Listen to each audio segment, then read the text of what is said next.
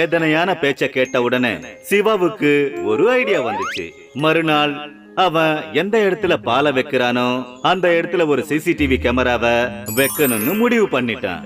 மறுநாளே ஒரு சிசிடிவி கேமராவை வச்சிட்டான். அன்னைக்கே அவன் பாலை கறந்து கேமராவுக்கு முன்னாடி வச்சிட்டான்.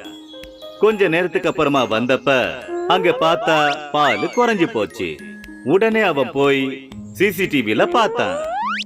ஓஹோ, இதுதான் விஷயமா? நான் வச்சுட்டு போற பாலை சில பூனைங்க வந்து குடிச்சிட்டு போகுதா? இது தெரியாம நான் ரூபாவோட கண்ணுக்குட்டிய சந்தேகப்பட்டுட்டேனே. இந்த பூனைகளை நான் ஒரு வழி பண்றேன். அன்னிலிருந்து சிவா ரூபாவையும் தன்னோட கண்ணுக்குட்டியையும் ஒன்னா கட்டி வச்சான். அப்புறம் பூனைங்களுக்கு பாடம் கத்து கொடுக்க ஒரு பெரிய நாயை வளர்க்க ஆரம்பிச்சான். அதுக்கப்புறம் ரூபாவும் கண்ணுக்குட்டியும் சந்தோஷமா இருந்தாங்க.